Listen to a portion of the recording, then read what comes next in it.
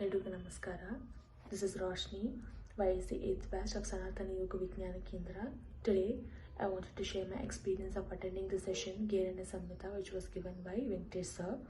First of all, thank you so much, sir, for explaining such a vast topic, taking us 3 sessions and explaining us in detail of what is GHRENDA SAMHITA. Thank you so much, sir. So, GHRENDA SAMHITA is a conversation between Guru and Sishya, that is Chandrakapali and GHRENDA.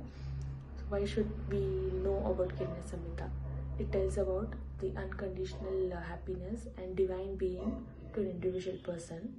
Basically, this consists of 7 chapters which in detail explains us about a person's body, mind and soul, and for a person's continuous lifelong development. The scriptures have been explained in detail. GHRENDA SAMHITA is a Hatha Yoga text, and the first chapter in GHRENDA SAMHITA is about Kriyas. Kriyas, they have 21 Kriyas which are explained in detail. That is basically for the body and self-purification the Kriyas are done. Dautis, Neti, Nauli, the Vastra Dauti, these are all explained in detail in the first chapter. And we move on to the second chapters. It is the Asanas. Asanas are for the body strengthening. There are 32 main asanas which have been explained in detail in GHRENDA SAMHITA for the body strengthening. And we move on to the third chapter. It is about the mudras and bandhas. There are 25 mudras and bandhas which have been explained in the GHRENDA SAMHITA.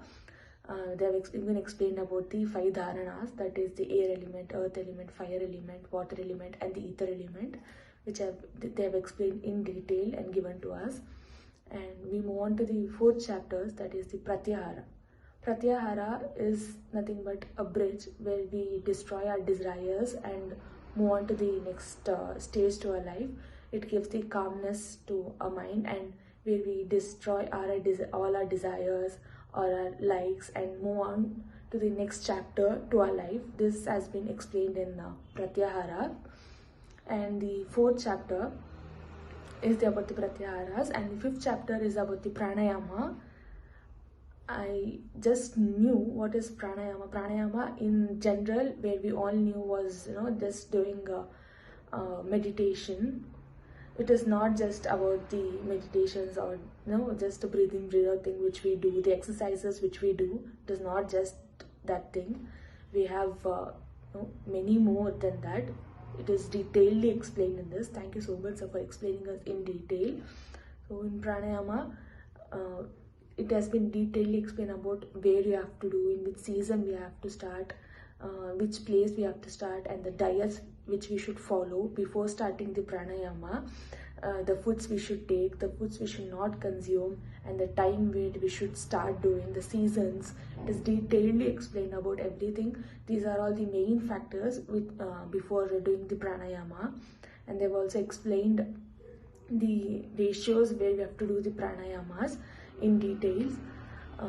In detail, they have explained everything about the pranayama. And after the pranayama comes the next chapters, that is dhyana, the self-realization. In this, after pranayama, the next one is, as I told, is dhyana, where a person realizes about himself and moves to the next chapter, the self-realization, and moving to the next chapter to his life is explained in detail in dhyanas.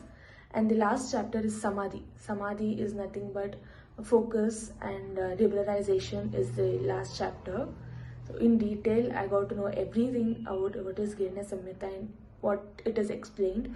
Thank you so much, sir, for taking us such a good session, explaining us in detail and giving us such a great knowledge about the scriptures, which was way long back told by our ancestors. Thank you so much, sir, for giving us such a wonderful opportunity of listening to your class. Thank you, sir.